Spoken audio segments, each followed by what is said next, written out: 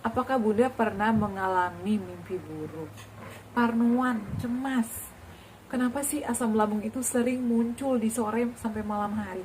Kadang sangat mengganggu tidur kita, sangat mengganggu waktu istirahat kita. Bunda pernah ngalamin gak sih? Pernah. Ya, aku pernah nggak tidur beberapa hari karena cemas. Dan pada saat aku tidur, aku mimpi buruk. Di video kali ini aku bakal bahas lagi solusinya dan penyebabnya apa. Pastikan kalian nonton videonya sampai selesai. Bantu aku subscribe, like, comment, dan share.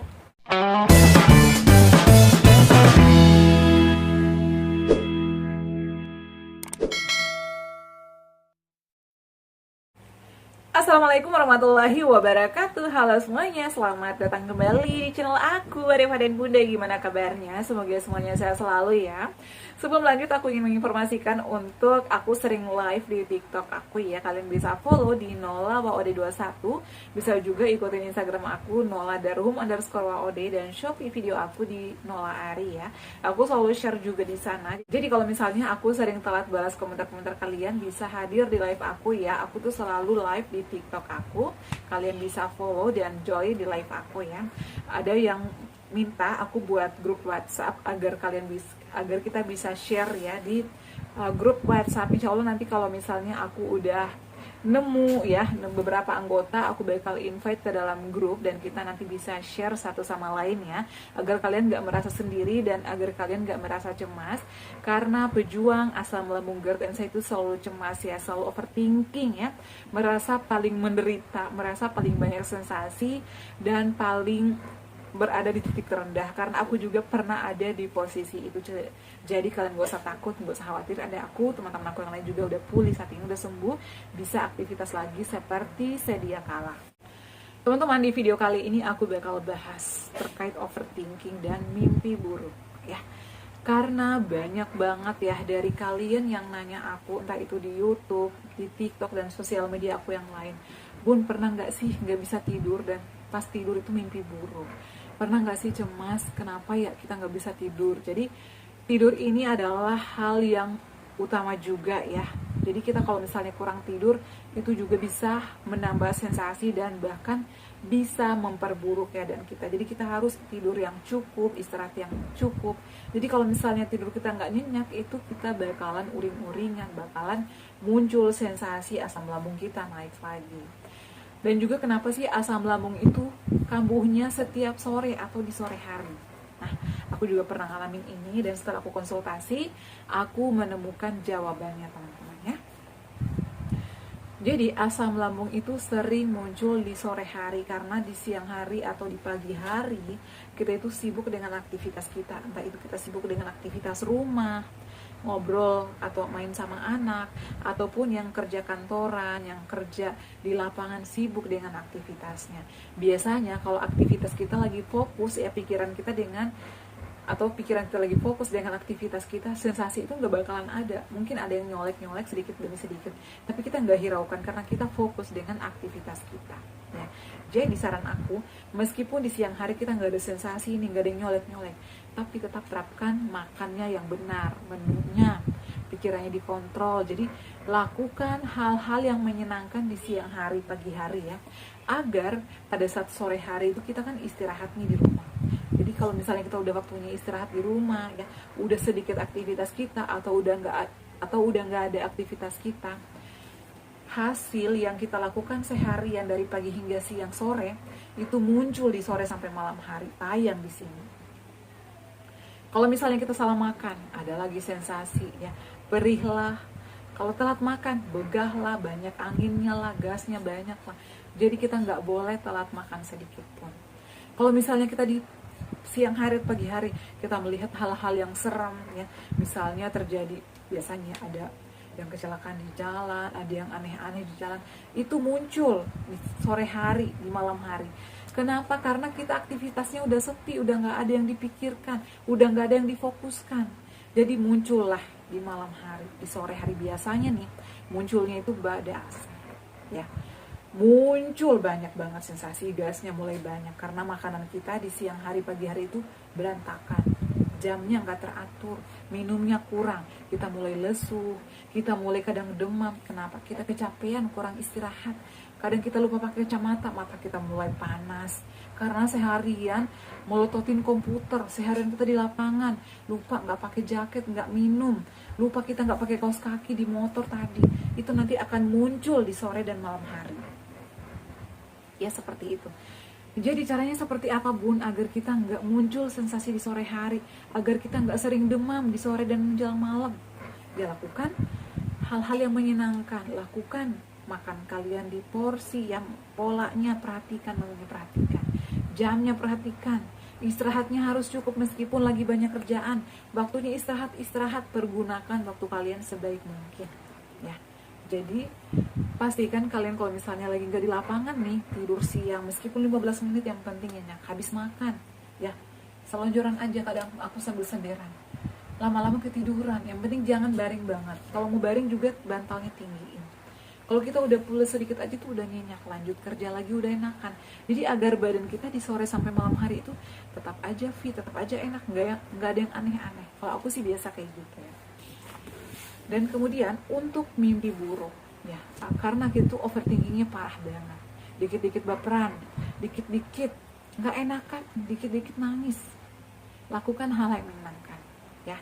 Misalnya nih lagi istirahat, bercanda sama teman, ngobrol yang menyenangkan, ngobrol yang bisa membangun. Jangan bahas penyakit, jangan bahas yang aneh-aneh. Karena itu kalau misalnya kalian udah lepas ngobrol sama teman kalian, muncul di sore hari, muncul di malam hari. Kadang mau tidur aja pikirannya, aduh tadi teman aku ngomongin ini nih, tadi aku ngeliat ini di jalan. Aku kayak gitu dulu ya. Jadi jangan lakukan itu, hindari. Lakukan aja hal yang menyenangkan. Kok aku tuh di waktu istirahat biasanya ya, aku buat video apa, kadang aku baca novel ya, yang menyenangkan aja, yang lagi jatuh cinta misalnya kalau kalian suka. Kalau kadang aku nonton film-film kayak drakor ya, yang lagi falling in love, nonton cerita SMA. Aku tuh dulu selalu mencari hiburan aku. Kalau lagi di rumah nih, kalau aku berdua aja sama anak aku, kadang aku main tenda-tendaan kayak lagi camping. Kadang aku ajak anakku bikin kue, apa aja, yang penting kalian nggak bengong sendirian ya, seperti itu. Kemudian mandinya, kalau misalnya udah sore, mandi jam 4 paling lambat. Mandilah yang hangat-hangat. Biasanya nih aku mandi itu sambil setel musik. Mandi juga perlahan-lahan, dan makannya dikunyah halus juga teman-teman. Makannya perlahan-lahan aja, jangan terlalu kenyang juga, agar asam lambung juga nggak naik. Kalau asam lambung naik, pikiran cemas, keringat dingin naik, banyak sensasi lagi ya, seperti itu. Kemudian minum yang hangat-hangat. Kalau mau minum teh, carilah teh yang aman ya. Biasanya teh hijau, kemudian tambahkan madu, tambahkan jahe, itu segar sama badan kita ya.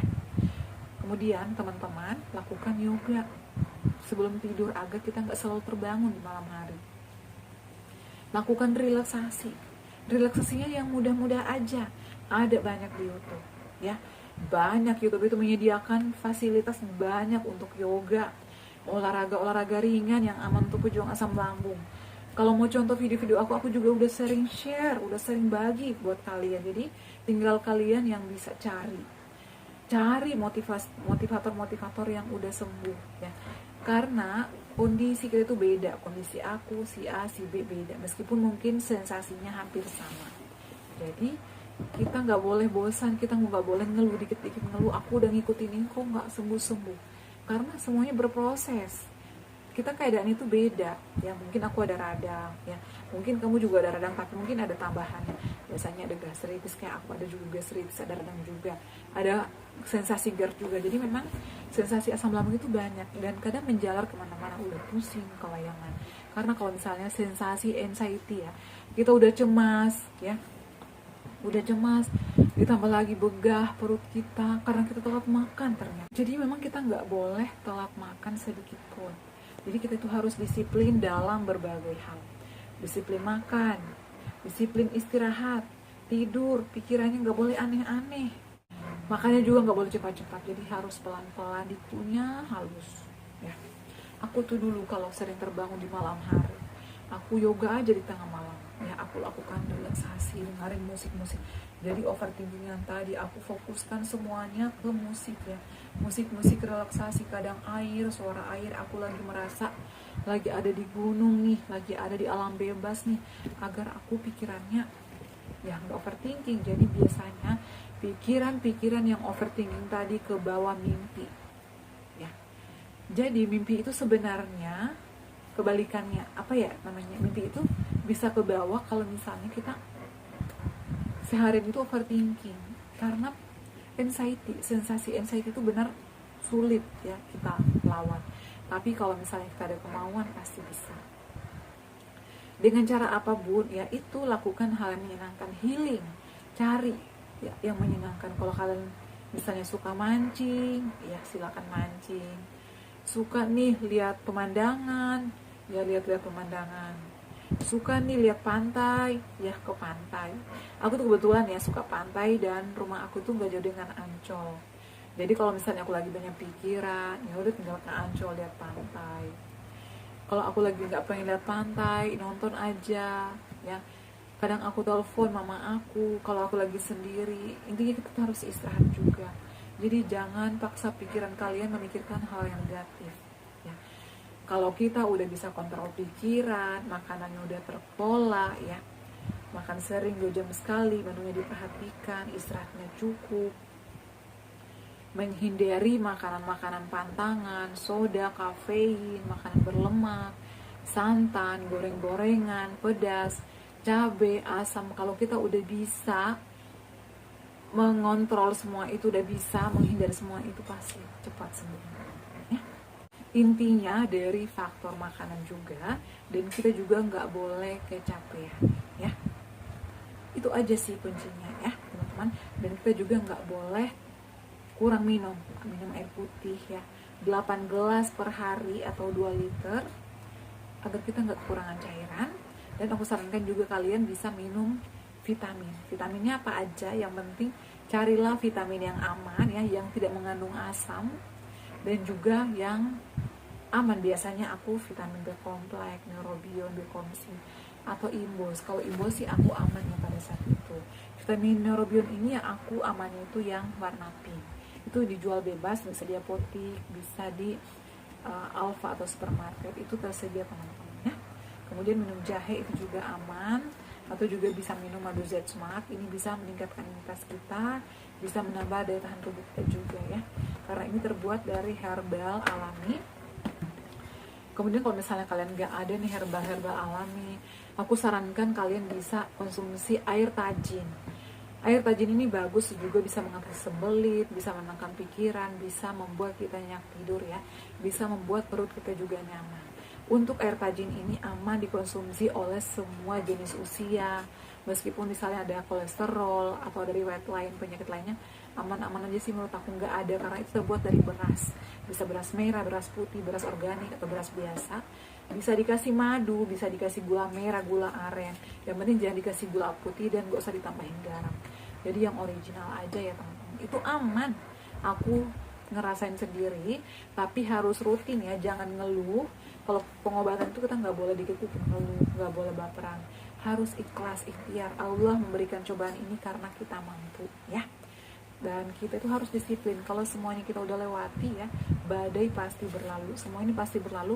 Kalau semuanya udah kita lewati, udah sembuh ya, kita harus belajar dari pengalaman itu. Kita harus disiplin dan gak boleh lagi melanggar. Kalau mau makan pantangan boleh-boleh aja, yang penting jangan berlebihan. Jadi seperti itu ya. Karena kemarin ada yang bertanya, kalau misalnya dari riwayat kolesterol boleh nggak sih kita konsumsi air tajin? Boleh, nggak ada masalah. Dan sering gerak juga ya, berjemur di matahari pagi teman-teman ya, sering lihat pemandangan yang indah agar kalian gak overthinking terus. Kemudian lakukan pernapasan diafragma agar napas kita plong, yang gak engap. Biasanya kita sesak ya, nyeri di sebelah kanan, sebelah kiri, dan lain sebagainya. Oke teman-teman ya, cukup sekian share aku kali ini. Semoga bermanfaat dan menjawab pertanyaan kalian. Terima kasih yang selalu setia nonton video-video aku. Dan buat kalian yang ingin bertanya, selanjutnya aku bahas video apa lagi, kalian boleh komentar di bawah ini, atau juga bisa follow Instagram aku noladarhum_waod, di TikTok aku juga nolawaod21, atau di Shopee video aku di Nola Aria. Terima kasih, jangan lupa untuk terus dukung channel aku, Adeva dan Bunda, dengan cara like, comment, share, dan subscribe. Assalamualaikum warahmatullahi wabarakatuh. Sampai ketemu lagi di video-video aku selanjutnya. Bye!